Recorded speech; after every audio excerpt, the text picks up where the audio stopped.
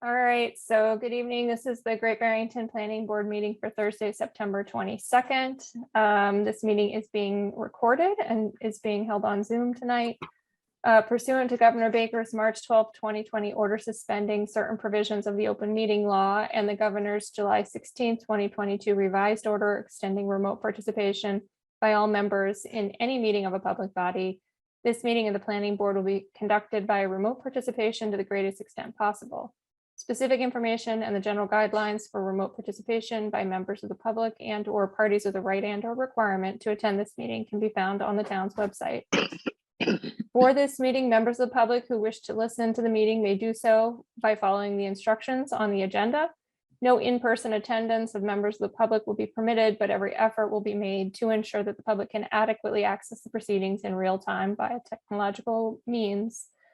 Also, per section 241-1 of the town code, except for procedural and housekeeping matters, town residents shall have the right to address a board on any item that requires a vote at a time before a board votes on that item. Such residents will be allowed as much time as the proponents of an item is permitted to have. And for the public who is participating tonight, we do that by keeping track of who is raising their hand in the Zoom meeting. So we will keep an eye out for that as we get to various items. So we'll start with a roll call attendance. So Pedro? I'm here. Jonathan? I'm here. Malcolm? Here. Jeremy, I see you're muted. Are you able to unmute? I'm here. Thank you. And Brandy is here as well. So we're all here. We'll get started then. Item number 1 is Form A's. I don't believe we have any Form A's, Chris. Okay, that's No, correct. we don't. So we'll move on to item number 2, minutes of September 8th, 2022. Do we have a motion to approve as amended? So moved. Thank you, Jonathan. Do we have a second? A second. Thank you, Malcolm. Do we have any discussion on the amended minutes? Hearing none. Pedro, what's your vote? Aye. Jonathan, how do you vote? Aye. Malcolm, what's your vote? Aye. Jeremy, what's your vote? Aye. And Brandy votes aye also. All right, next item on our agenda, item number 3, wireless telecommunications facility at 425 Stockbridge Road. Review and comment to the building inspector per section 9.3.11 of the zoning bylaw regarding the notification from SBA Communications to make upgrades to the existing wireless telecommunications facility at 425 Stockbridge Road. Looks like we have a representative of the applicant here. Hi, Yes. Elizabeth Jameson with SBA. Okay, I'm sorry, could you just state your name again? It was a little garbled as you first said your name. Oh, Elizabeth Jameson. Great, thank you, Elizabeth. Kim, did So you get board- that? Board, this is an eligible facilities request under federal law. So the facility is not changing in any remarkable way, and therefore is entitled to approval within a certain amount of time per federal law. But according to our zoning bylaw, this board and the select board has the opportunity to review and comment to the building inspector before permits are issued. The select board reviewed this the other night and had no comment. So now this is in your court for review and comment. Okay, we've received the application. Board members, did you have a chance to review it, or do you need Ms. Jameson to provide a brief description of what's proposed? I'm going to start with a brief description. Sure, could you go ahead and just explain what the proposed Sure. upgrades are? Sure. T-Mobile is proposing to swap 6 of the existing antennas and install 3 on the same platform. And ultimately, there's no increase to the height of the tower, no increase to the compound. New cabinets will be replaced within our existing shelter. This is at the 155-foot location, rad center on the tower for the antenna swap. So I'm sorry, could you just clarify the equipment? Because I thought I counted in your application that there were 15 pieces of equipment that were going to be swapped out, and with 15 new, I think it was 6 antenna and 3, it's listed as RRUs. Is that radio units? Yeah, they're like a small I'm not sure if these are ground mounted. Yeah, the RRUs, they go behind the antennas. They're sort of like a small box, typically a foot by a foot. There are different models, but they'll get located behind, let's see.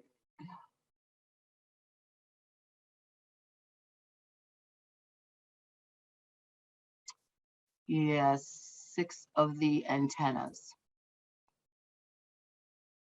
And do you mean you just want all the you're talking only equipment up on the tower, not Correct. inside this? Yeah, we're trying to understand what's going on up at your spot on the tower. Yeah, so if there was the 6 RUs plus the 9 antennas, that would get you the 15. Okay, and it's being Oh, replaced with 15, but a different mix of antennas and Right, yeah, RUs. all Okay. existing antennas are being completely changed out and 3 added with the 6 RUs added. Okay. And what will this do for the, what is it, electromagnetic radiation? Well, we don't run those reports typically until they're installed, just to be in compliance with FCC, the EMEs or PD, power density, or electromagnetic reports. In Connecticut, they have to do it for the siting council upfront as a estimate, but one was not run here, so I'm sorry, I don't know the difference in the electromagnetic fields versus existing versus proposed for this site. Jonathan, I know we're often concerned about this in terms of the antenna that is at the hospital because it's like eye level with residential units. Right. In this case, though, the siting is significantly different. And I think there are FCC regulations we learned last time that they have to see a diminishment of the, I can't even remember what the type of field is called, but there are certain like concentric ring guidelines from FCC on what those radiation levels can be. I don't think we have any sensitive receptors within those. And they have to qualify it with the, is it FTC or whatever it is? FCC, I believe. FCC, sorry. Yes, Okay.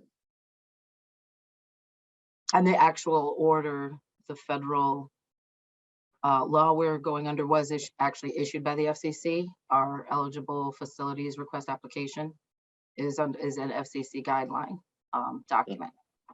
Okay. So my understanding is that really the only thing the town can do is we have administrative procedures that we're going through right now to get a building permit. But we can't deny this. No. That's my understanding as well. But our administrative procedures to get a building permit are pretty specific on what has to be submitted, and I'm not sure that everything was. Maybe you could help me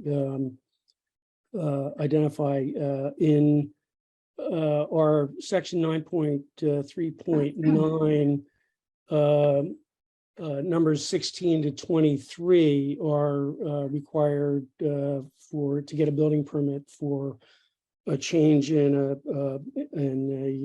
a tower, and I'm not sure that we have we know the proposed antennas and the antenna types and manufacturers, but I'm not sure that we have the detail for the antennas in terms of the gain, the number of channels per antenna, the output, and the output frequency of the transmitters. Is that on the submittal? I didn't see it. I'm looking to see if any of that detail is on the construction drawings and any of the for any of the equipment.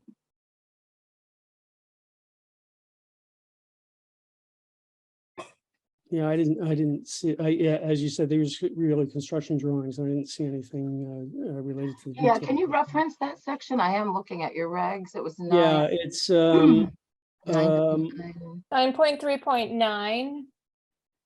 Numbers 16, you said through 20. yeah, if you take a look at 9.3.11, Mhm. 9.3.11 is what applies here because it's a previously permitted tower or structure. This is basically our administrative procedure for that. And so number one says all information set forth in sections 9.3.8.1 through 9. And then, I'm sorry, 1 through 6 on 9.3.8, and then in 9.3.9, sections 16 to 23. Okay. So in 16 to 23, items 20 through 23 are about the antenna gain channels, et cetera. So so those, let's see, numbers. You're saying 20 through 23 with regards to the. Yeah, I don't see that information. Okay. But is that information that we need or that information that Ed may need? That is information that's called for by our bylaw for an administrative review of this application. So this should be submitted to us, and then we should say to Ed, we have received all the information required in the bylaw.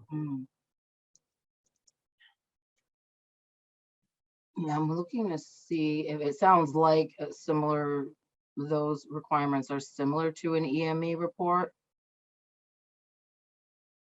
Yeah, Malcolm, there was a section in the applicant's letter you may have read. I'm trying to find it so that I can read it, but basically they said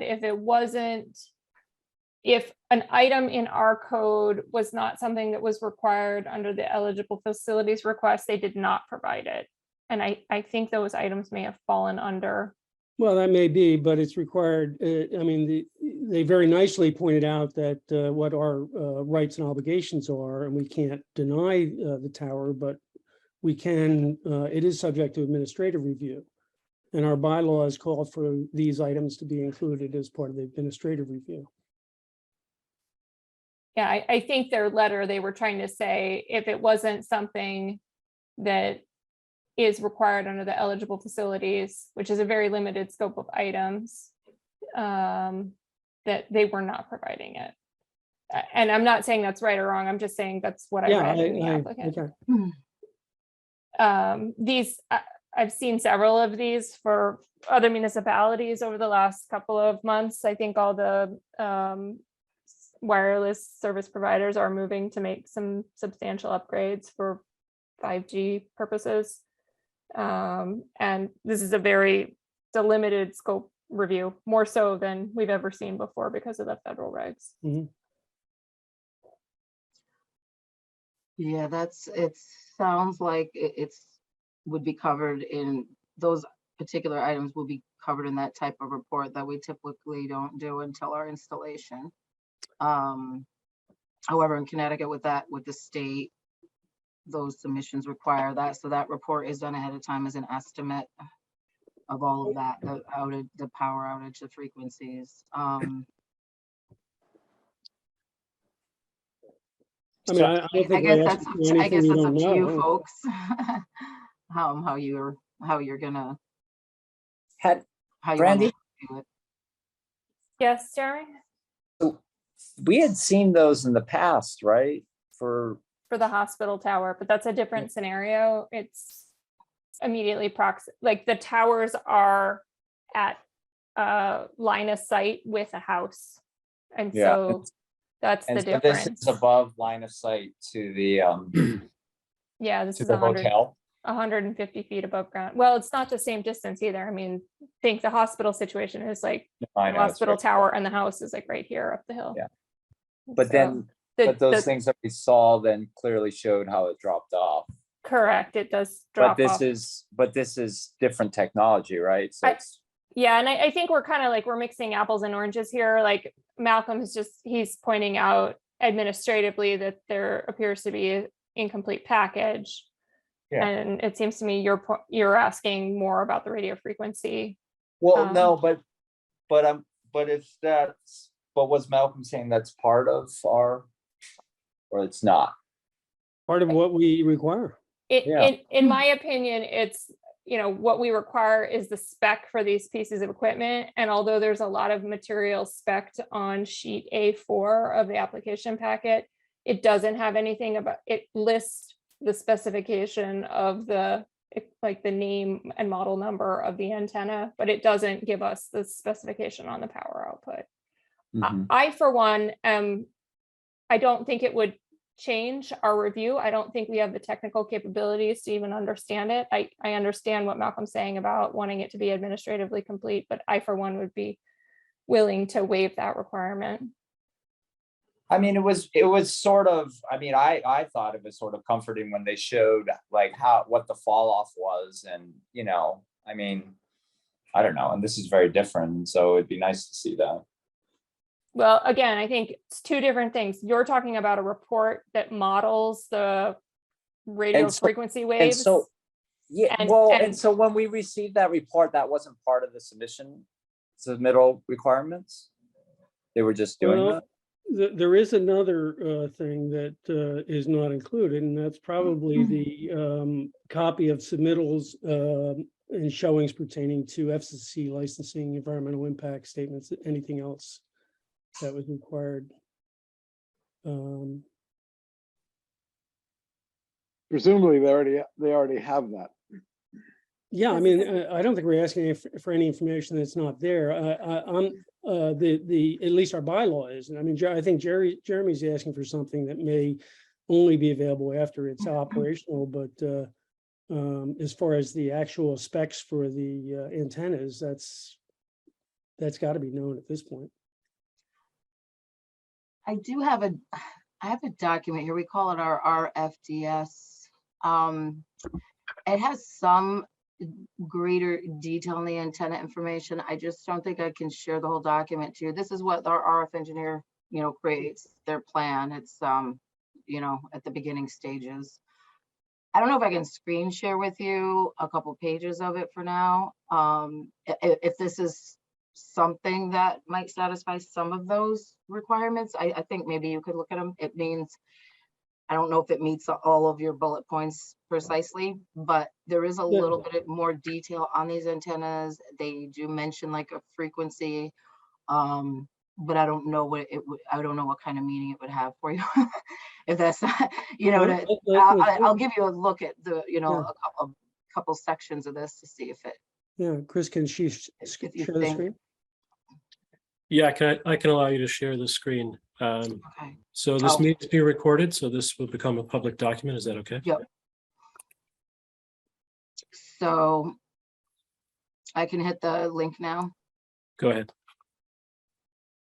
Okay.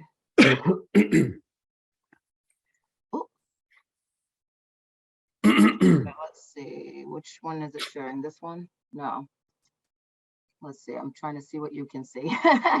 So we're seeing a PDF that is for PT 1126A PRFDS. Yes, okay, so here is a little bit of the antenna information, this type of antenna.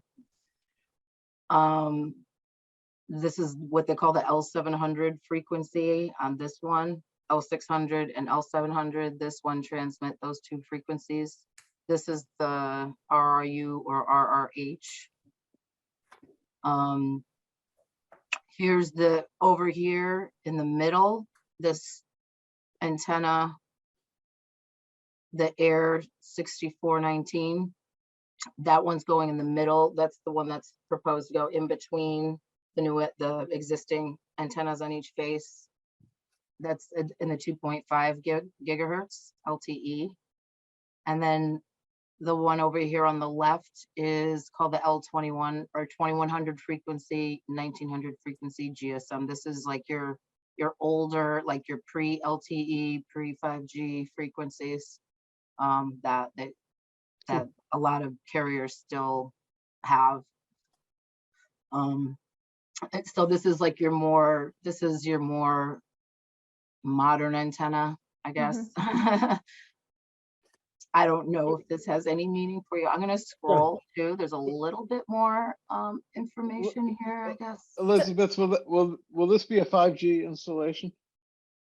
I believe this antenna, this Air 6449 is what you call the 5G antenna. It's the smaller, more square looking, the shorter one.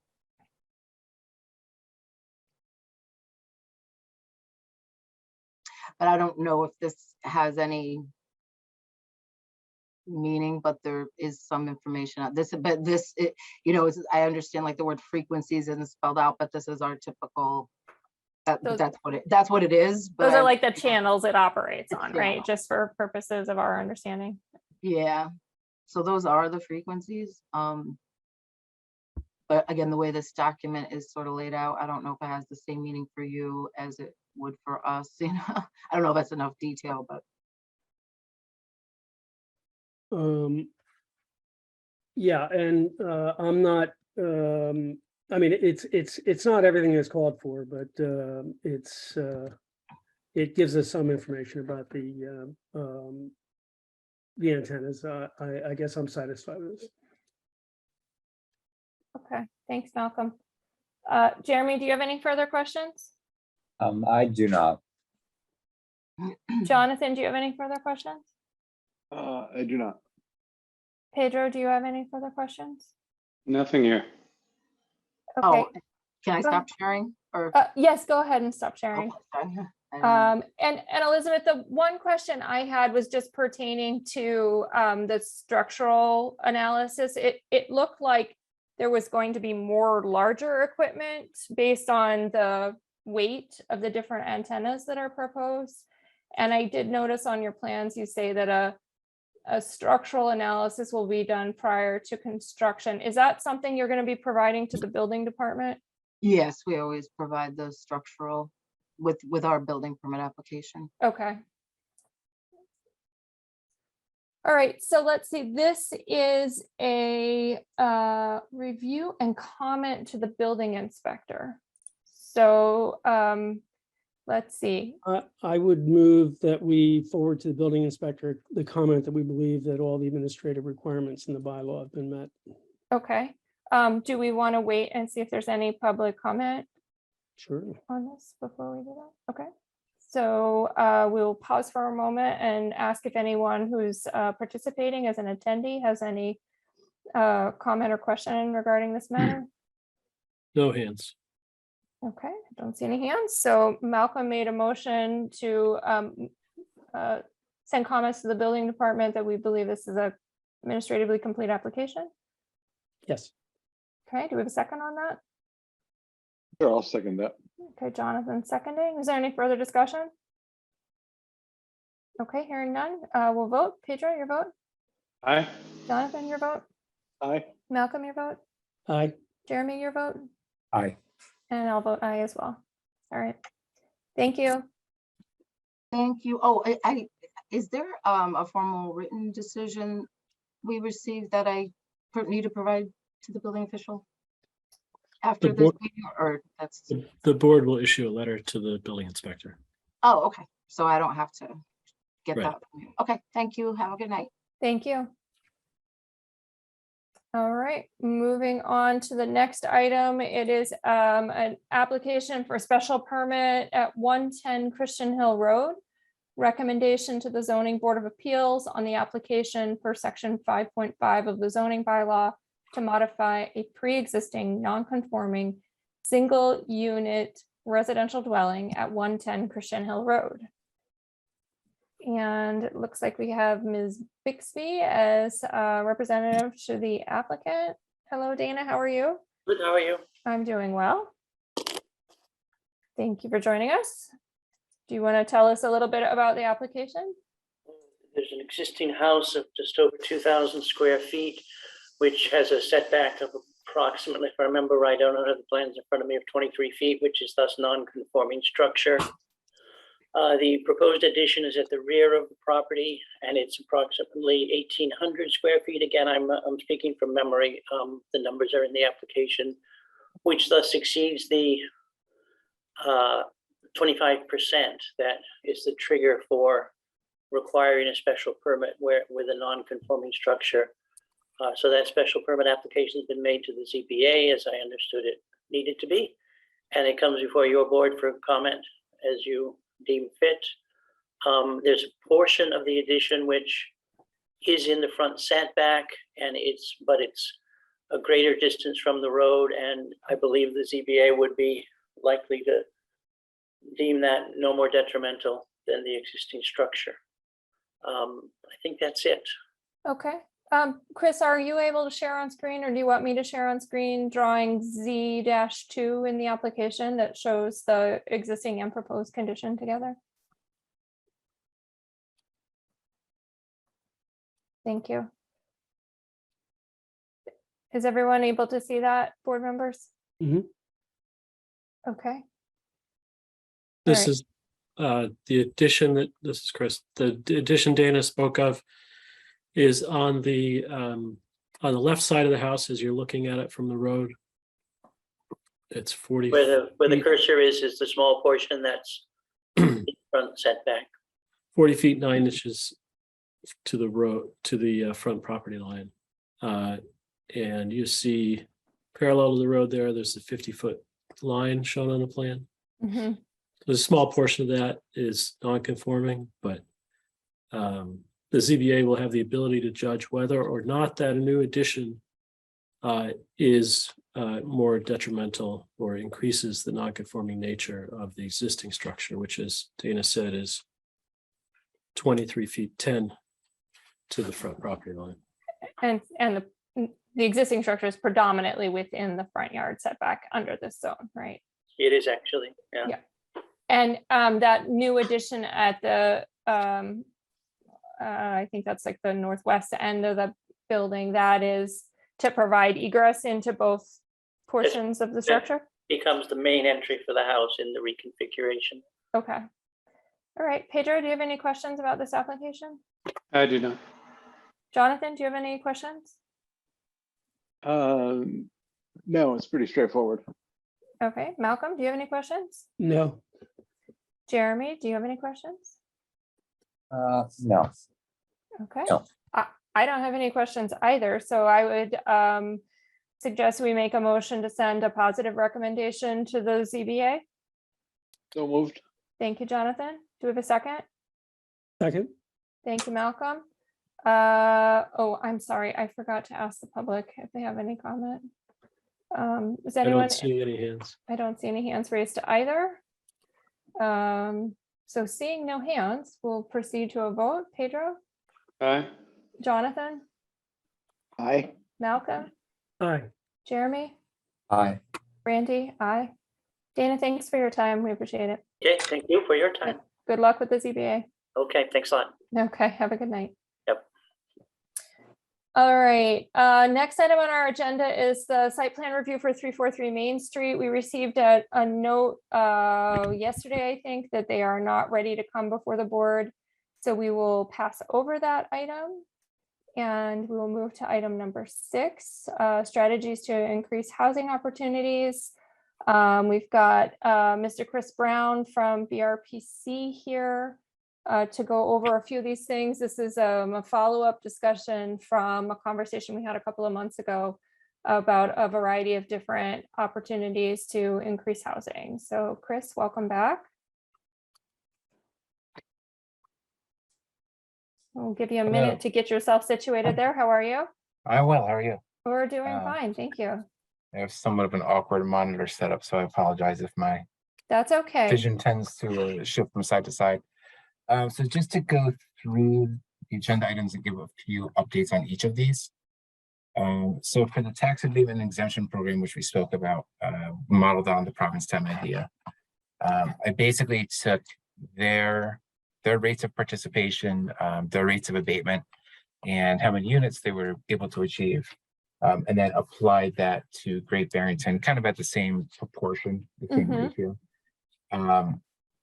And what it came out to, the long story short, was at the same rate of participation, which was actually 32% of the rental units in Provincetown are enrolled in this program. It would come out to 290 affordable units at $70 a month for each of the units. So with about $250,000, you could get 300 affordable units with that program. That is an incredibly, I think we talked about before, how the Provincetown numbers seemed really impactful.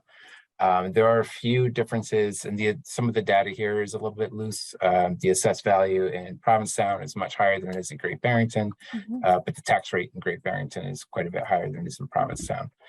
So you've got a little bit to play with. My assumption is that homes that contain rental units are probably typically assessed a little bit lower than the median. But that's not something I can prove right now. But even if that were the case, I think you'd still be able to get about 250 units for that price point. And that is something that there was a conversation today with CHAPA. They had their regional housing forum. What's CHAPA? Yeah, and it was pretty good. It was about 300 people. Wait, could you just say that again? You just sounded like you were underwater. I asked what CHAPA is. Okay. Oh, CHAPA is the Coalition for Housing Advocacy, and I forget what the second PA is, but they do their housing advocacy. They operate throughout the state.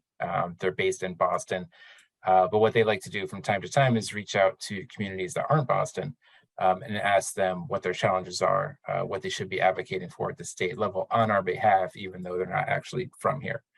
And one of the things that we talked about was kind of some out there ideas that you might have only seen one or two examples of. And the Provincetown idea came up. And one of the things that came out of the conversation was, why not petition the state to basically roll that out as a program similar to the CPA that towns can just elect to opt into. The home rule petition process isn't really hard, but it can be long. So if this was just a program that towns could opt into or landlords could opt into at the beginning of each year, you'd probably see a lot more buy-in from the landlords. Can you remind us again how Provincetown was able to pursue that tax abatement? Did they have to seek authorization from the state? Yes, yeah, Okay. they're the only one. They have their own section in Massachusetts general law. They went through the home rule petition process. It's the only way that they can make it happen. But that's not to say that that's not replicable. Right. I just, for the we need to benefit of review. our, there's Yeah. a few folks on the line that it would benefit for them to know that. Thank you. And Should I just give a quick overview of what that policy actually is? Please. Sure. Okay, so it's a landlord tax abatement. Basically, if you are a property owner and you rent a portion of your property to someone who income qualifies, and income qualification can mean different things in different places. That portion of your property is not subject to the local property tax. So if you own a 2,000 square foot home and rent out 500 square feet of it to an individual or family that income qualifies, that 25% portion of your property would not be taxed. We need What to if- talk to what- Smitty. What if it's the whole property? They can't do the whole property because they need to live at the property. So it's owner occupied It's units. primary residences. Has Okay. to be a primary resident. Yeah. Okay. Landlords. I'm just making some notes here. And were we told before how long that process was for Provincetown? It took them 9 months, but it took them 9 months basically from when they started the home rule petition process. So obviously there was some groundwork laid before that, which I think was about a 6-month process. But once they really got the ball rolling and started going through the channels, it was about 9 months, Okay. Great. which to me isn't that long. But some people. No, that's No, like how long we section spend of on every zoning amendment. Right. Maybe The more. The other thing that I took a deep dive at the numbers on was that short-term rental buyout. Mhm. And the model program for that is the one, Pedro, I think this is the one that you were really interested in. This is Winter Park, Colorado is the model. Right. They have an interesting context for, so the policy that they enacted, it involves 3 parties. So the local government, local employers, and then local landlords of essentially seasonal rental housing. So basically, the program is only for employees of businesses that apply to be a part of the program. And they house their employees in these units, and the town pays for a certain portion of that rental. And there are 4 different categories. It ranges anywhere from 6 months for a studio apartment up to 12 months for, I believe, a 2-bedroom. And the low end of that is $5,000 for 6 months of a studio apartment, $20,000 for 12 months of a 2-bedroom. Now, the context and in Winter Park is really different. They have about 800 full-time residents.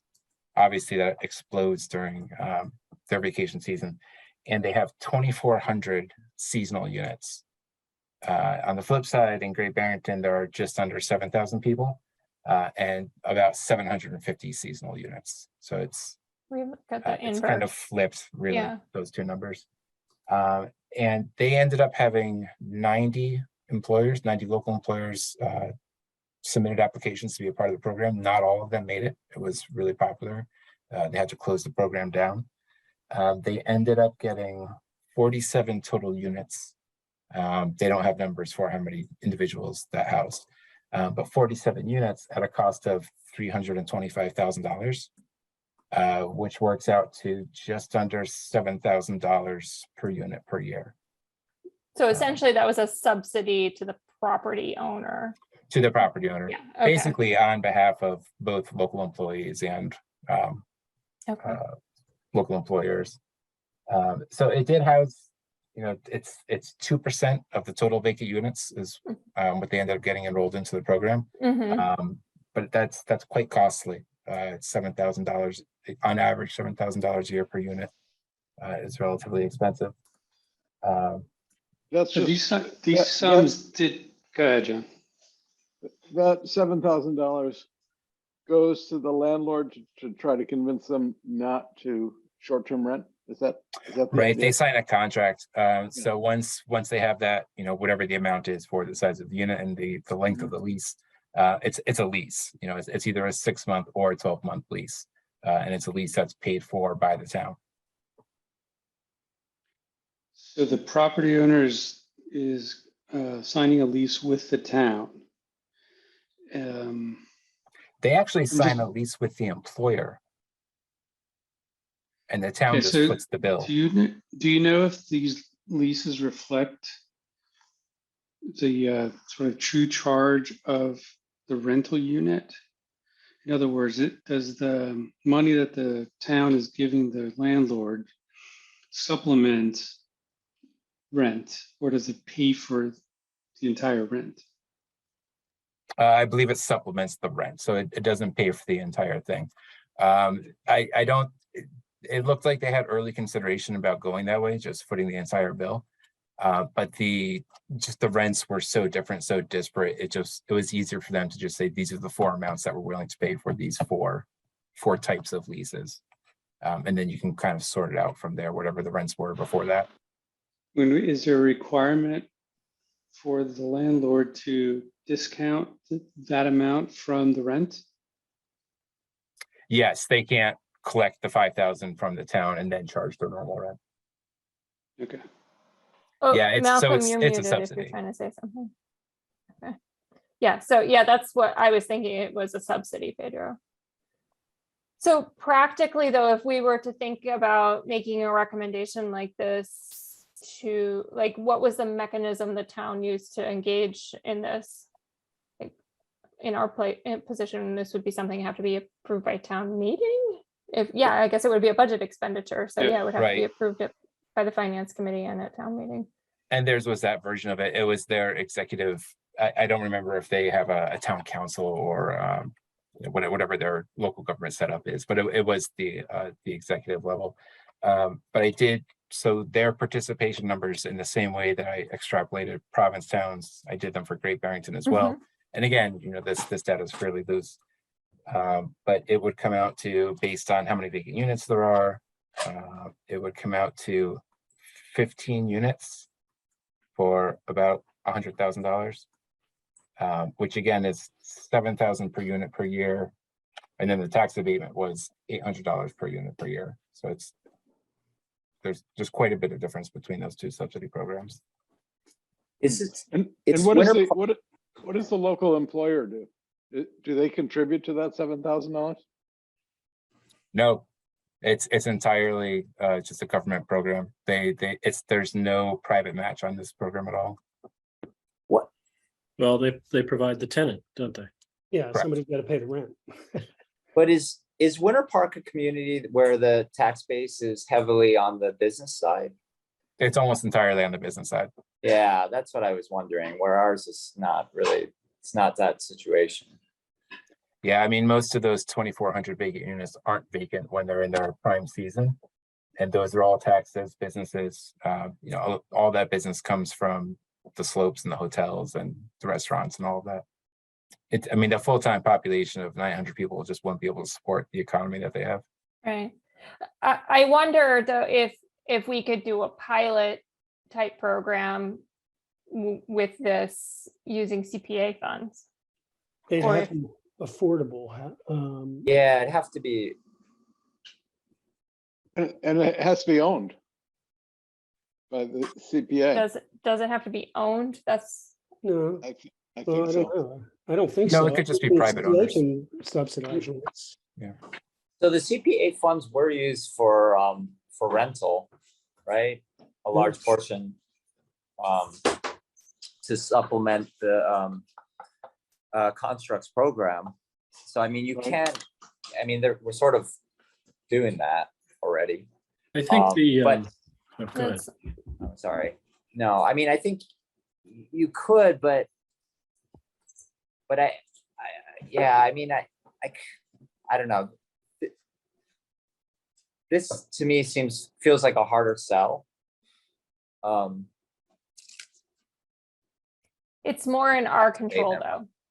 You know, with the other one being with the tax abatement and exemption program, which is very intriguing to me, that requires a legislative action at the state. I'm not saying we can't achieve that, but you know, it's gonna, if we start today, it's gonna be 2024 before we would have that in place. But that seems like it's a good tool for the community to have anyway. And so maybe that exercise is worth it. And maybe things proceed in parallel paths. Yeah. I mean, you already have like a lot, I think you have a lot of asks of CPA funds in terms of housing. I mean, I think more, you know, if you're interested in this kind of like use for CPA housing, I think more the suggestion should come from this board and the select board to, you know, put aside a larger portion of the CPA funds for housing. But The planning board and the select board don't put aside CPA funds. So no, but I'm saying recommendations to the CPA to do just that. So that hasn't happened. And so, Can we you know, use the CPA is cannabis sort of funds? CPA is sort of acting on their own just with how their representatives go. Okay, Chris, this is interesting. Thank you for giving us food for thought on that. Yeah, I think any program that you can find that involves local employers in some way is a big gain. And they're so- certainly expressing an interest. I think that they can't not anymore. So C and D on here, I kind of want to approach together since land value capture is sort of a new concept. We haven't really talked about this, a new concept in our group. We've not talked about this before. The Stockbridge Road zoning I'm familiar with kind of just from an outside perspective. I haven't been able to connect with Ken Walto to go over his work. I'm familiar with what the project was going to be and what the new B2 district would look like, things like that. I don't know, is anyone familiar with land value capture? No, So typically, this is very common in Massachusetts. Most of the examples of LVC actually come from Massachusetts, New York, and California. You typically see this when there's a large public infrastructure project, usually transportation, where there's some kind of public money outlay that will create private wealth.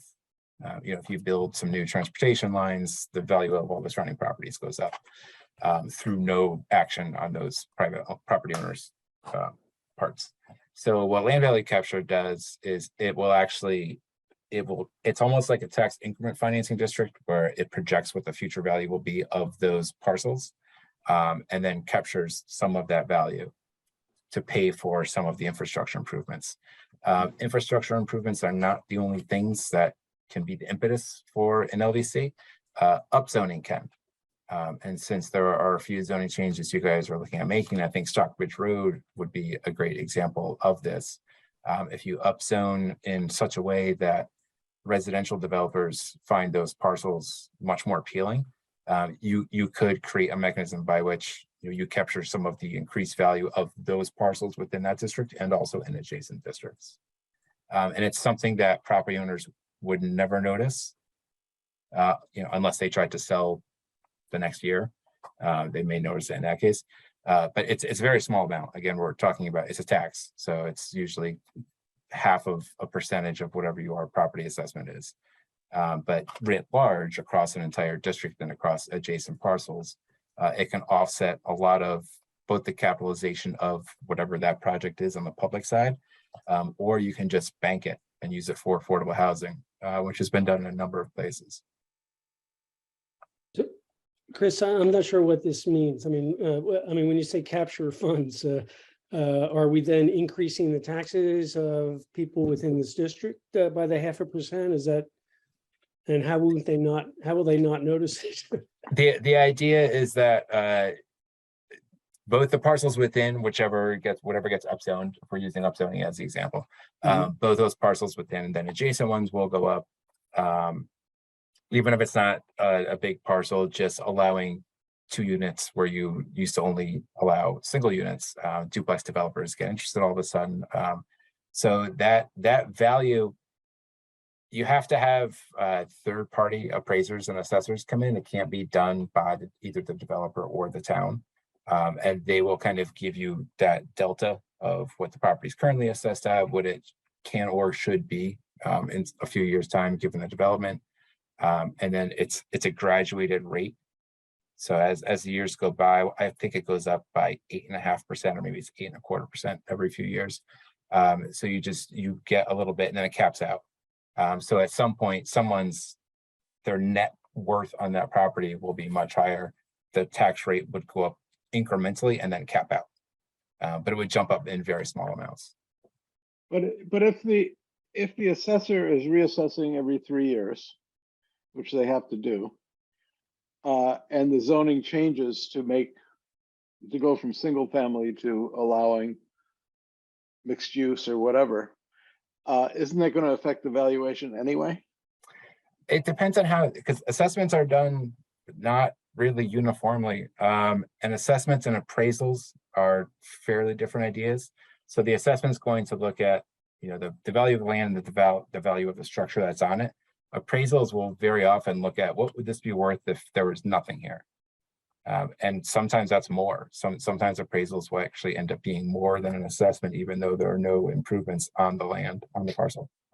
I think, Jonathan, because assessments are based on sales, if there's no sales, the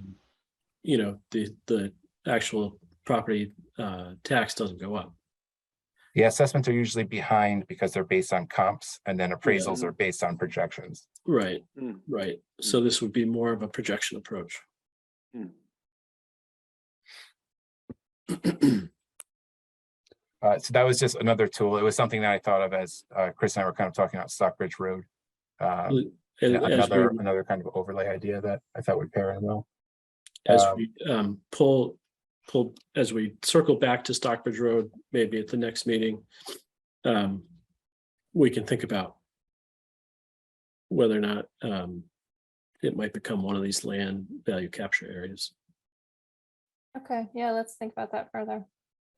So I think Chris Remble, given your current health situation that you've been out, we'll skip over Stockbridge Road. We can do that at a future meeting. Yeah, let's do that at a future meeting. And I have to go back and remember where we ended up with that.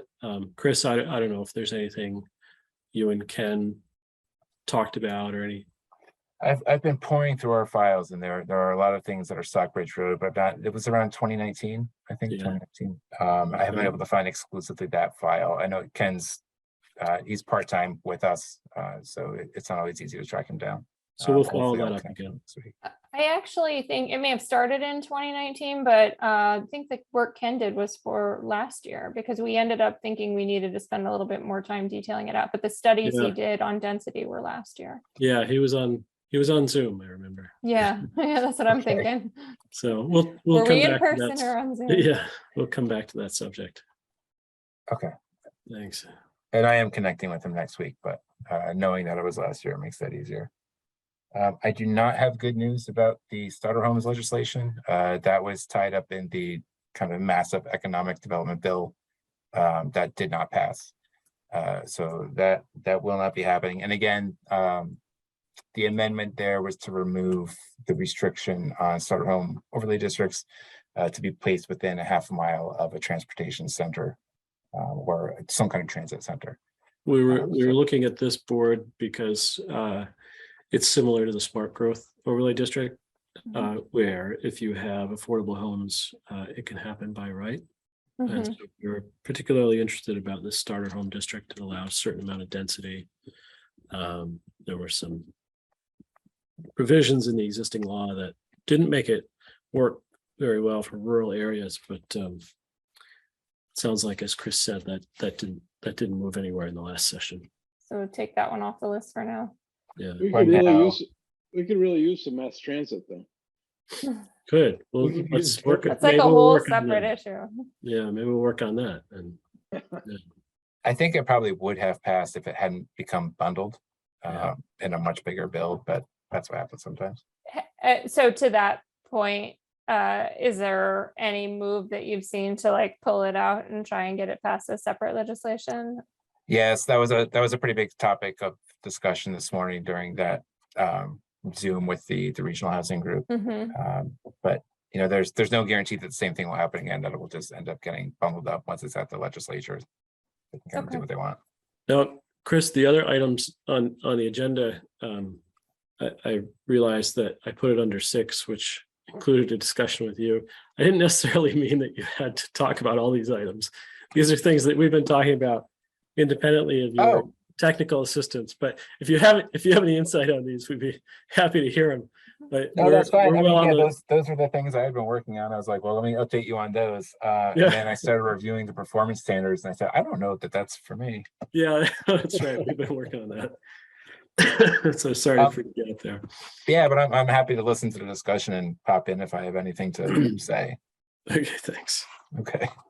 I don't have anything to add there, board. As you know, I've been out for the past week, so didn't develop anything further. So my apologies there. We were able to, Jonathan and I were able to connect on the driveway regulations. So if I'll put that on the screen.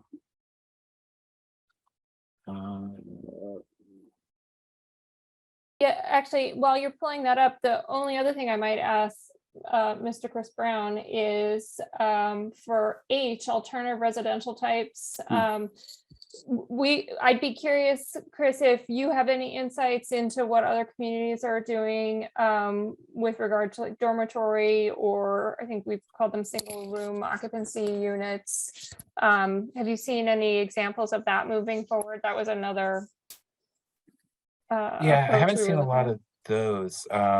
It seems like everyone is still very, very interested in ADUs, almost distracted by ADUs.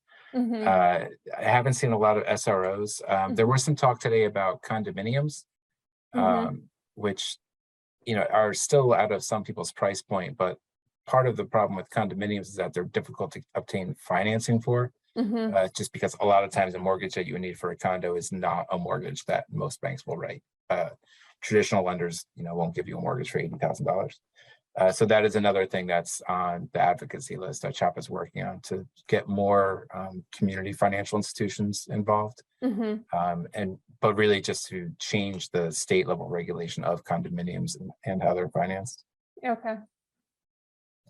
Well, Brandy, I know you have a concern about this, but it's not an uncommon thing. And as I mentioned last week, the building code actually has a definition for this, and they call it congregate living. So it's not something that's unusual. You know? I'm not disagreeing with you that it's unusual. I just don't know that it's equitable. I don't understand. I have seen examples of dormitory style living that, you know, sort of end up cramming families into what are essentially studio apartments in a dormitory setting. And to me, that's not an equitable approach. I know, you know, there's probably a lot of different types of individuals that need housing. And so maybe this meets part of a need, but my concern is like, what's the unintended consequence of it?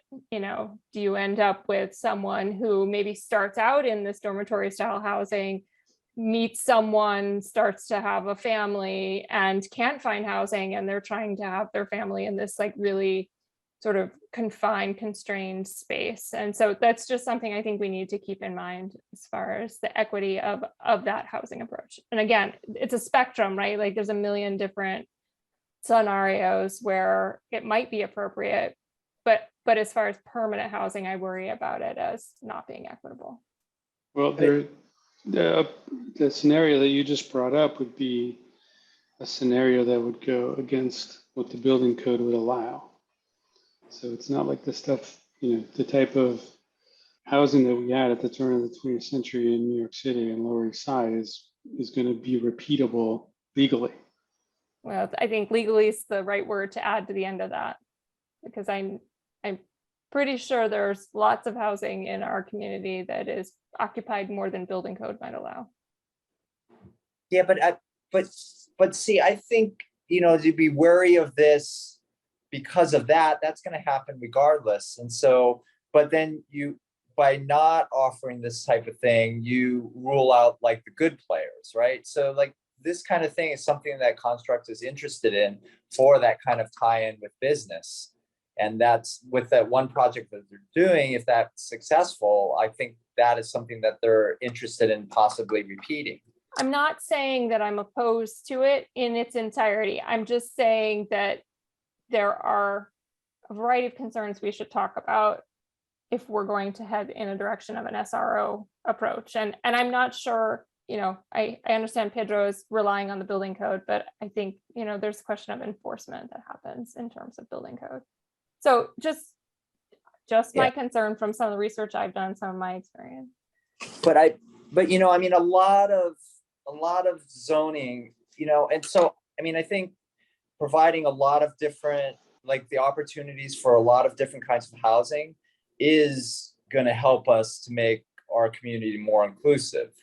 You know, if we just you know, I mean, and we're already doing a lot of things, right? We're not just, you know, zoning for single family houses, but, you know, all of these other areas, I think there's a lot of merit to it. And if we just, you know, write things off because of the bad things that can happen. I mean, I'm not saying write it off. I'm just saying it has broad considerations. That's all. Yeah, but you know, often we do these kinds of things like we're scared of change, and so zoning is very much for the privileged, right? And to maintain that privilege. And so, you know, Jeremy, I'm not against this. I'm just saying, like, if it's a direction we're thinking of going, we need to find examples where there are protections in place so that we don't end up with, you know, a family of 6 living in a studio apartment, if it can be at all helped. We don't end up with tenements. Right. But we might have to, to be the leaders in it. The building code would never allow that.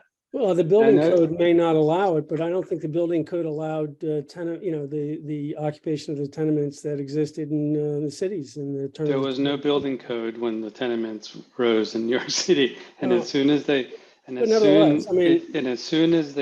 those tenements became a problem, New York City enacted 3 different housing laws that are still in place. But even before the building code took effect and before zoning took effect. Well, then we. I then think we it's need also, to- if yeah, I we could need just add to- one more thing to add the word equitable to this conversation, I think is a bit specious because of, just from the point that Jeremy makes. So maybe it's not equity, it's safety, or it's something else. Because the only unequal or equity problem with the scenario you brought up is that there's just not housing for people to move into, to start a family and to build a family. Yeah, I'm not gonna like put this on a major discussion. This is like a philosophical difference that we're having right now. Again, I'm not saying we shouldn't pursue it. I just want to make sure that we can, if we do pursue it, we bake in means that can create opportunities for equity. So I understand there. what you mean by that. Sure. I think that allowing people to share common areas and buildings is creating equitable situations for people. I agree, but I don't think that relying on the building inspector to enforce, density codes in an apartment, it works in our town. Wonderful Things, right down the street from me had, was cited because they had that carbon monoxide thing. Soon as that ended, people moved right back in there. The same thing with it. I mean, it wasn't permitted, but they moved right back in. And the only thing that got them out was the fire. I think the building inspector has a lot to do with what's coming down the pike as far as projects goes. Much more to do than to go out and go to door and make sure that everybody's conforming to the building code in terms of their occupancy. This is an interesting conversation that we seem to have more or less 2-3 times a year. So is it possible that we can maybe do something about it? What Make a are you talking about, recommendation? the equity or the enforcement question? Yeah, I mean, the foundation of this country, the miracle of America, is the rule of law.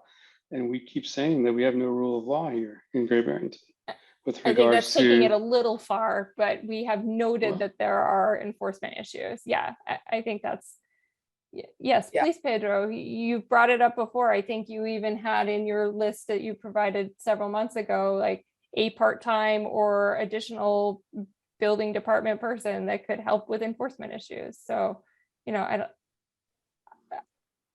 whether we want to make that as a formal recommendation, I don't know. We may need to just set up a joint meeting with the select board after we get through some of this study and give them a debrief. And that may be one of the items that comes up, is that, kind of holistically around all these issues are the issues of enforcement and making sure that the code is enforced. And maybe we need to look at how staffing is occurring in that department. And I don't think to say that this problem is, disproportionate in Great Barrington versus other places in the country, but it's just to say maybe we want to do something about it. I think the approach we've been trying to take, which is like more housing for more people and housing all types of people, is the approach we want to continue to take. So I don't want to close the door No, on I'm any sorry. I was housing talking type. about the enforcement thing. Oh, the specifically. enforcement thing. Yeah. No. Because I didn't want to, because I don't think Pedro's trying to portray Great Barrington as being much worse than other places. It's just, we have a problem like many other places have a problem. It's just whether or not we want to take action as a town. Yeah, and if we want to talk about enforcement, the thing I see most often are, lighting violations and ADA violations. And maybe Pedro, you see something different because we're focused on different things, but that's what I see. So You're talking about that lighting code as opposed to that don't of get me zoning, going right? on the lighting code. All right. So, okay, so I think, we keep all these different alternative residential types on. Has anyone come across a good SRO example zoning code? Have we seen one of those? No. I mean, I haven't seen zoning, but like I mentioned, the New York City still has 2 codes, municipal dwelling law Mhm. and the housing something law, I can't remember it. But they've got plenty of language in there. I can pull it out for you if you want. So we can review and maybe add on to something. But those laws didn't abolish the SRO or congregate living. They just made them healthy, safe, those types of things for the residents of the town, of the city. Okay, so we should do a little bit more homework on that. Let's Just see, like last time, though, I think we'll be really paying to find any municipality that is going to, by definition, address single room occupancy as an allowed type of dwelling in there. I mean, that's just not going to happen. I don't know, because the context that I have seen SRO in use are like in resort type towns, where a resort is being proposed and SROs are created as part of the resort to provide that seasonal housing in support of the resort. So that's really the context I can think of. Yeah, but it's temporary, like hostels. Hostels happen across the country too, but they're temporary. They're not for permanent residents. Whatever happened to rooming houses? I mean, It's the same isn't that what thing. we're talking about? Yeah, it's exactly the same thing. Well, don't we already have rooming houses in our bylaw? We Not have really. tourist homes and what's the other Borders. one?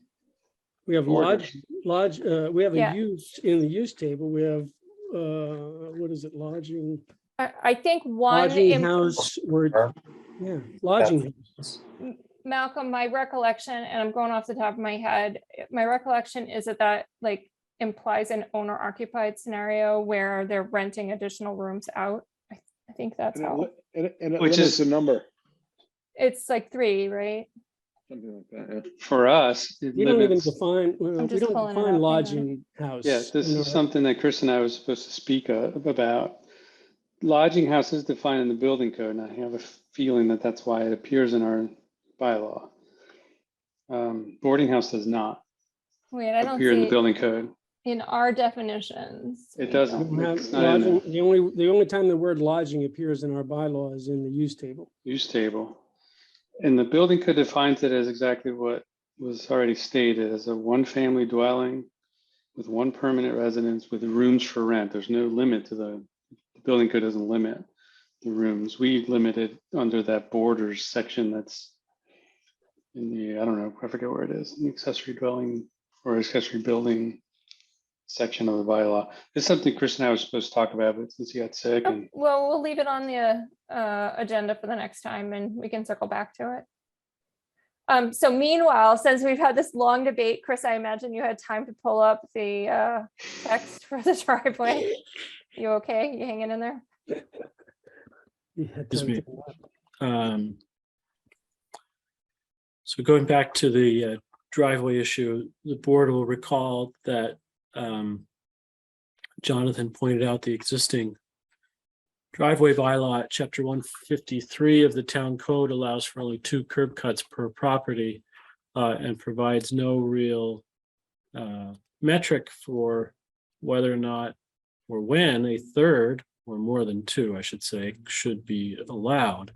This board last time talked about a situation where if the town received a benefit by granting a third driveway or more than 2 driveways, then it could be allowed. So Jonathan and I came up with this. I'll just read it through without the strike throughs. It would read, no more than 2 driveways shall normally be allowed for any property. A third driveway may be permitted if it will result in a clear benefit to the town. So we've taken out that necessity. So this is a clear benefit to the town. Such benefit shall be identified as part of a written finding of the board. Written finding for the permit and may include, but not be limited to, additional housing, increased public safety or amenity, reduced road maintenance, and or job creation. So this came up in the context of how to allow for the development of an additional house on a different part of a property if it fit under the dimensional regulations and the use table. One should be able to access that part of the property. So this is what we came up with, and if the board agrees, I think this would take the form of a recommendation to the select board. Okay, Pedro, do you have any comments on this? Can you refresh my memory about driveways? Do they come before select board Yes. reviews Yeah, if you want to add For curb cuts. curb cuts? But if, Yeah. What's the well, question? yeah, that was the question, is whether or not adding another driveway to a property will require review by the select board, some kind of special permit, or what? Is it It's a a special permit. permit? It's a permit for a curb cut. Right. Yeah, it's a permit From the to select access a board. town road. If it's not a town road, it doesn't require town permission. Jonathan. What if, and if you Oh, have a sorry. shared curb cut, if you want to add a driveway to a shared curb cut, is that a likely scenario? No, we're talking most typically, if a property has a circular driveway, that's the 2 curb cuts that you're allowed. And if there's a portion of that that could be developed otherwise, there's no way to do it currently.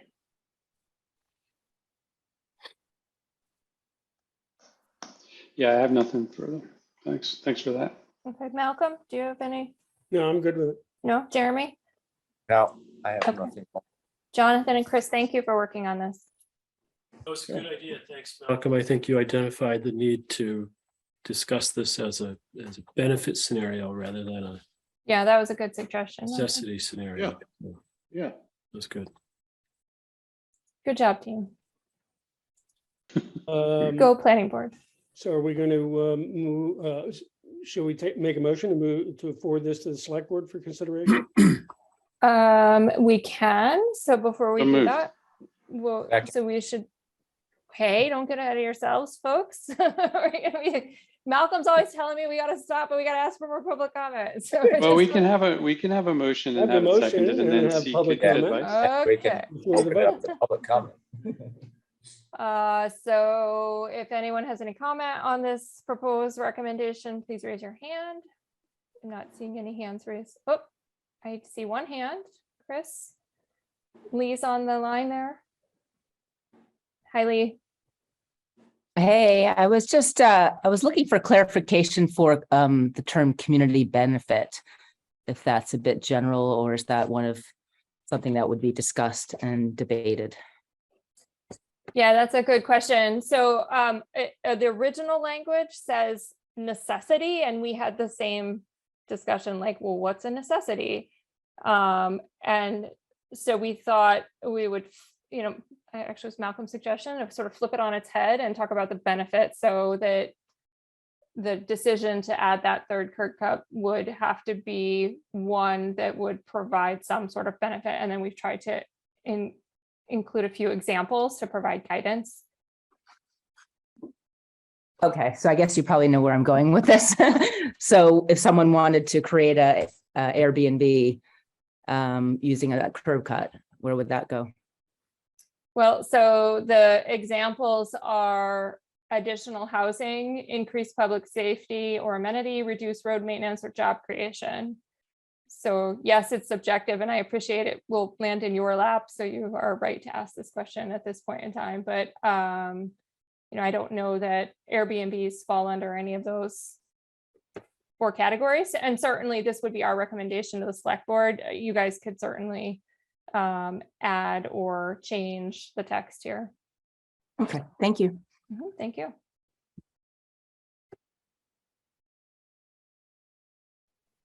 Okay, anything else? Okay, You I wanna don't vote on see it? any other hands, so we'll go ahead and vote. Pedro, Aye. Jonathan, Aye. Malcolm, Aye. Jeremy, Aye. Brandy, aye. Excuse right. me, can you Yes, just Kim. clarify? I did not ever hear a second. I heard Malcolm say, I heard, Jeremy seconded. Jeremy, okay. Yeah. So who made the motion then? Malcolm or Pedro. I Pedro? move the motion. Okay, And then I second it. got it. Thank you. You're not used to that, are you? No. Nope.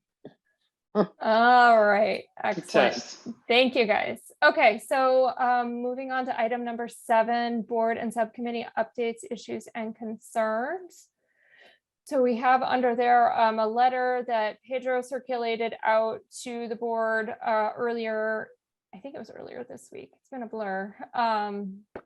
Regarding well, Pedro, do you want to explain it in your own words? I'm not sure I circulated to the board. I think I just sent it to I think we you. did. We circulated out to the. I haven't seen it. Yeah. Oh, I apologize. I thought that I sent- Pedro yeah. sent it to everybody and said, "What do you think?" And we added it to the What was agenda. what was the subject of it? So the subject is Housatonic Waterworks and whether or not this board wants to send a letter to the select board regarding staying in the loop on how the Housatonic Waterworks situation is progressing. So Chris, are you able to share that letter that Pedro provided on the screen?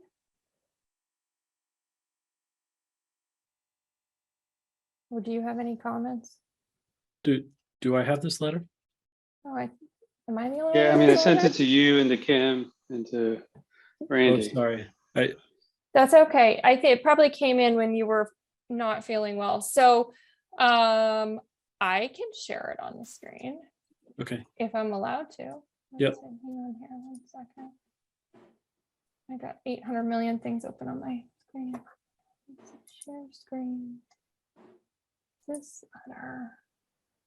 All right, are you able to see that? So this is a draft letter that Pedro put together. I'll just read through it. So he outlined planning board has concerns as your board. And Kim, I can give you a copy of this. You don't have to capture this word for word. Planning board has been concerned as your board about the situation in Housatonic concerning Housatonic Waterworks, what the residents of Housatonic are enduring with regard to the quality of water supplied by Housatonic Waterworks should not be acceptable to any member or our community. As a board concerned with the economic development of our town, we recognize that Housatonic is well positioned because of its existing infrastructure to provide commercial and residential needs that are essential to economic sustainability. We also recognize that the current water quality situation could be a hindrance for economic development potential of the hamlet. To this end, we would like to be updated about findings, actions, and plans to remedy the water quality issues on a monthly basis. We offer any expertise we can render to help the process along, recognizing that the problem has been ongoing for far too long and that solutions are likely not to be implemented in the near future. We respect the responsibilities your board faces and the challenges of this issue, and we hope there are a number of possible remedies and hope you will keep us abreast of the situation. So that is the draft that Pedro had put together.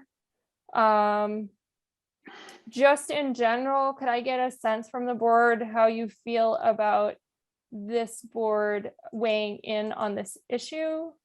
We don't have any sort of direct jurisdiction on this issue. I'm just trying to change the view so I can see you all. I can't see you all. Malcolm, did you Yeah, have something? I like the letter as it is. I don't think we're actually offering solutions, but we're offering to help. So I think that's good.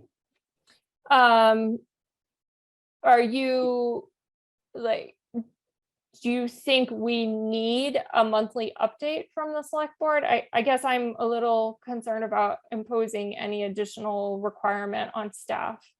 I think the town select board is putting information on the website, and we can certainly all take it upon ourselves to be aware of that information as it's changing.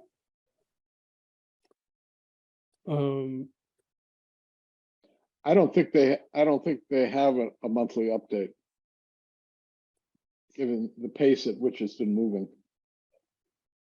Yeah, I mean, I think we could sort of like wordsmith this.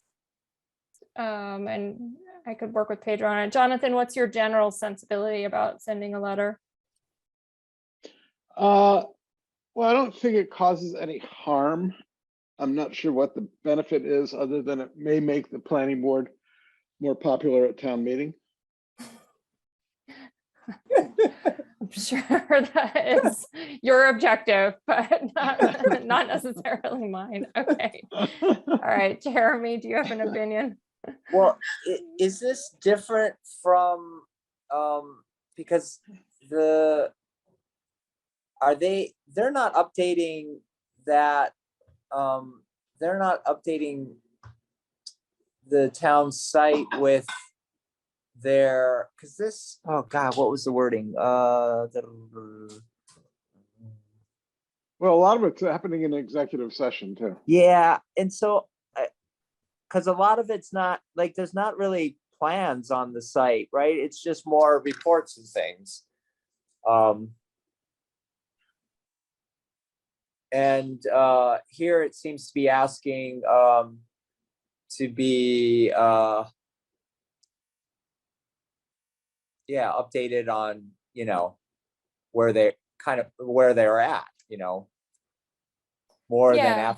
more than just, once they come upon some decision and then, so I don't know if that information really is already there, if that's what we're looking for.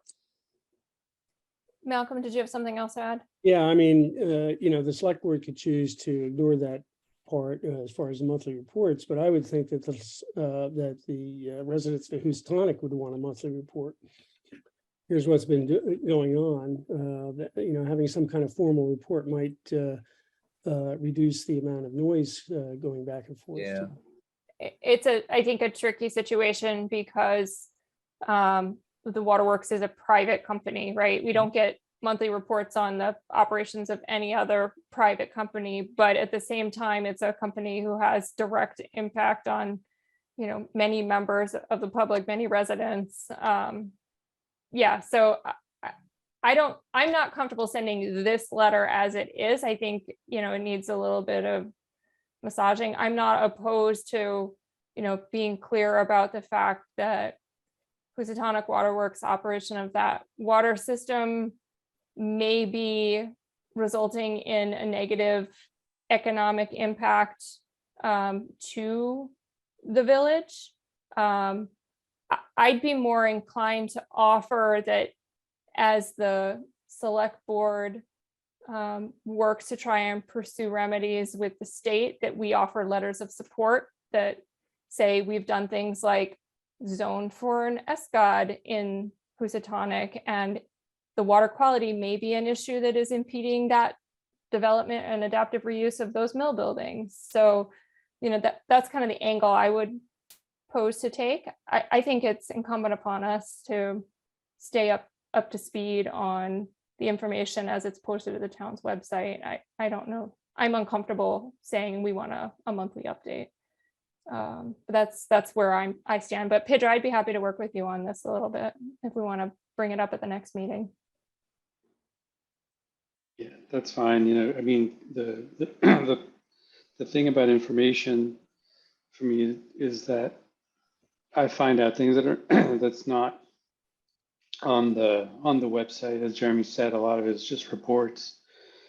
For example, I didn't know that there is an emergency connection that the fire district has to supply water to Housatonic. And I think that's really interesting information, because if there's talk of redoing the infrastructure for Housatonic Waterworks, why would we do that and not just build new infrastructure based on that type of connection? So this is the type of information that I think is missing. And then the other purpose and my interest in submitting something to this effect is that most of the talk about the problem Housatonic has been about health and about the color of the water and how unfortunate it is for the residents. And there's not enough talk about the potential economic development of that part of our town and the effects that this problem could be having on it. So if you want to work on it with me, that's great. I'd be happy to. And I actually talked to a friend of mine that lives in Housatonic recently, and they were telling me how much they spend every month on bottled water. And, Housatonic Waterworks, in my opinion, should wake up and run the numbers on how much residents are spending on bottled water and see where it compares to what kind of, water rates they could achieve if people were actually able to use the water they were producing. I mean, they're saying they can't make certain upgrades because they need rate increases, but if they were selling more water because the water was good quality, that problem may diminish significantly. So Now, my other big concern here, and Brandy, you can correct me if I'm wrong because you know more about this than I do, but we're talking about this problem now. And if there was a fix in place to redo all the piping and establish a filtration system for Housatonic Waterworks, we're looking at a 10, maybe 15-year project. That's a generation. it's a many-year project and a many millions of dollars project. Yeah. And I think there have been several reports to that effect. Chris, you can just nod if that's generally accurate, right? Many, tens of millions of dollars. Yeah. So. I mean, Okay. it's the water problem and all the publicity it's currently getting has made it virtually impossible to sell a house in Housatonic now. Mm-hmm. Yeah. So it's really creating an adverse impact on Just when we don't need on real estate values. Yeah, I got a call because the co-op's listed as a water source this past week about, it was someone that was thinking about moving to the community, and they were just looking for some information. So I did point them towards the site, and then so. So one time you got contacted by somebody who was looking to buy into it was Housatonic? a family that was looking to buy, and the place had, I think, a couple people, or at least one person had dropped out. So this is going to what Jonathan's saying. And so, but they were, of course, they were getting a lot of pressure on them to buy. And so anyway, but it happened because whoever was going to buy this place stepped away from it. Okay. All right. So Pedro, we'll circle back on this at the next meeting, and I'll connect with you maybe over the weekend, and we can chat about it. Okay.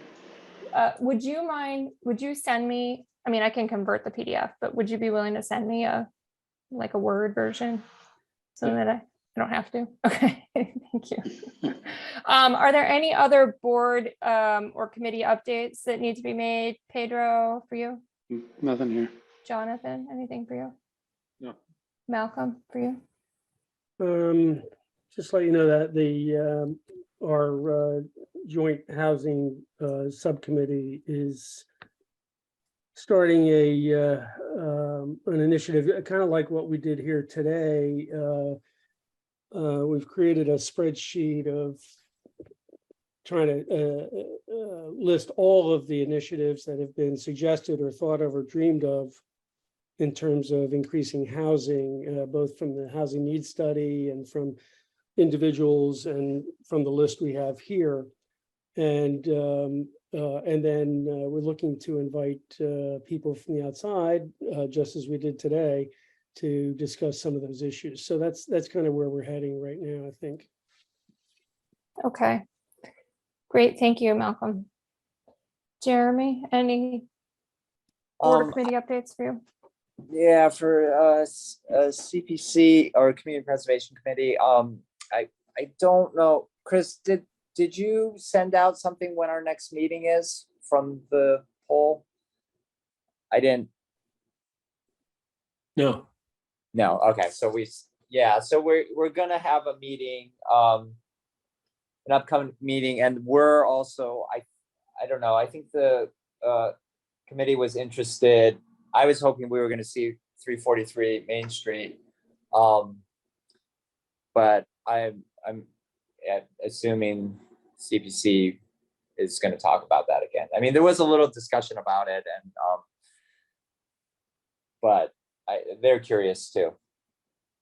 Okay, So well, we'll have to wait till the applicant comes back. So. Yeah, I was hoping I was going to be able to take something from us to them about it, just for their information. Okay, well, it sounded like from Chris's earlier email that they'd be back to us for the October meeting. Yeah. For our first October meeting. And Okay. Is this because they're changing the use from office to residential? Is that why they're coming back?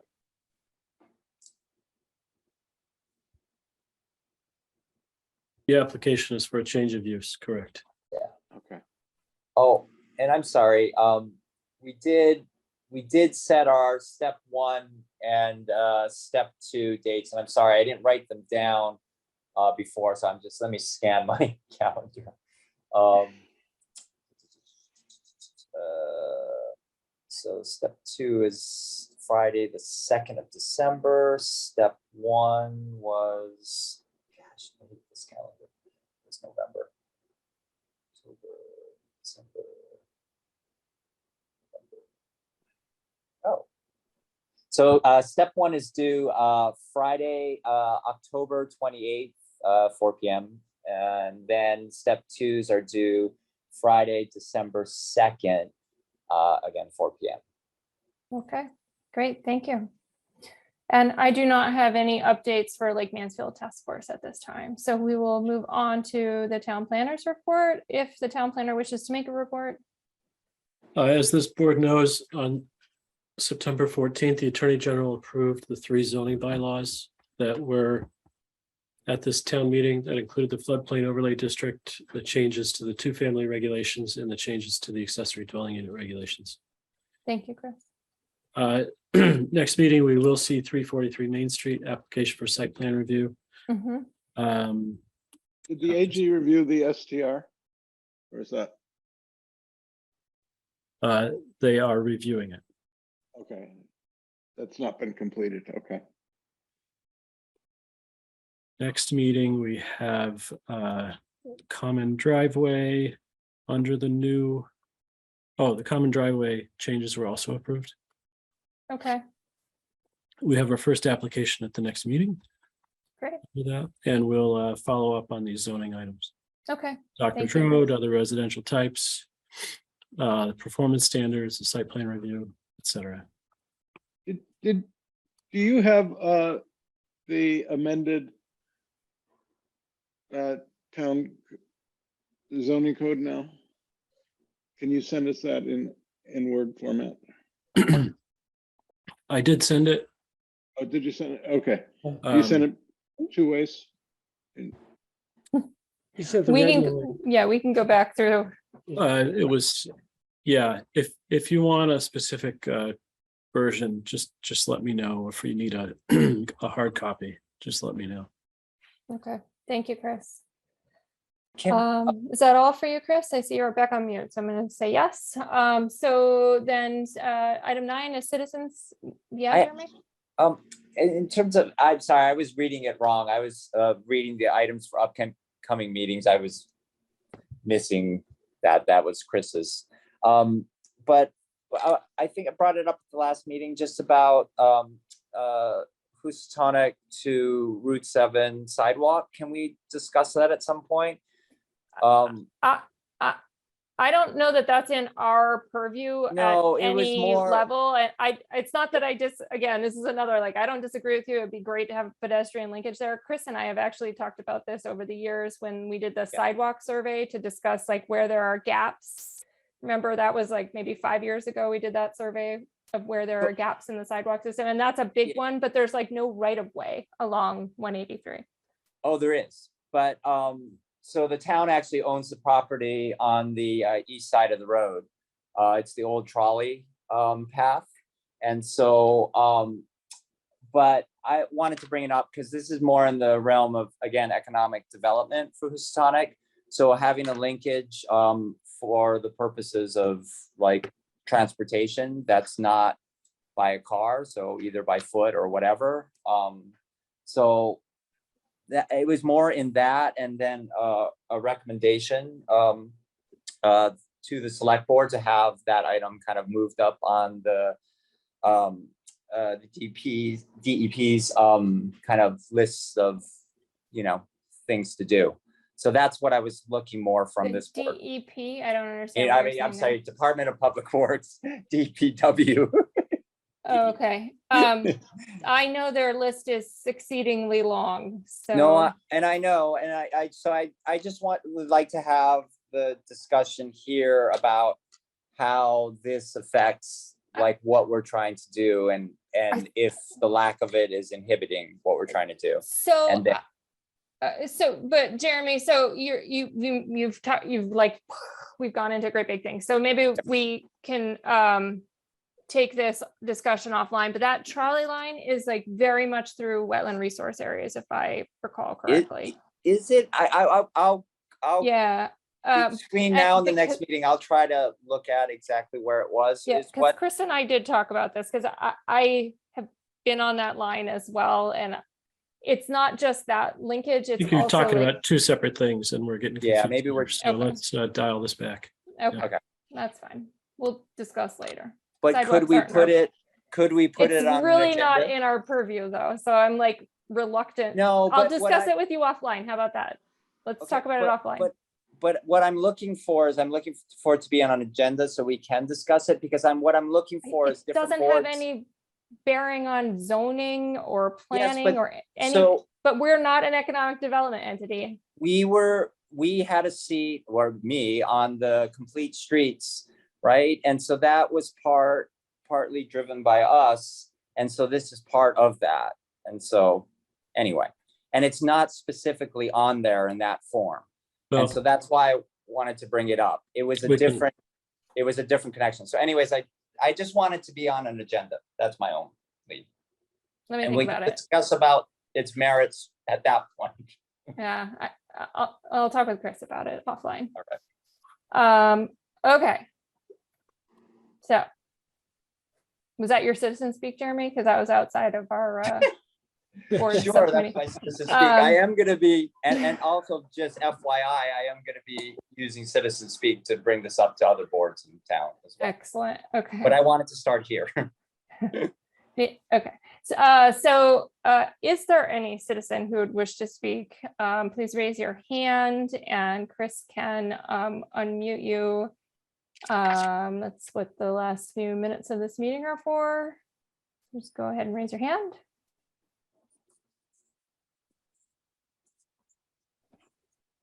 Chris, I'm not seeing any hand raising, so I'm going to assume there are no comments by the public. And we can adjourn at 7:37. Thanks, everybody. Okay, thank Thank you. A you. Brenda. lively group. Thanks, Chris.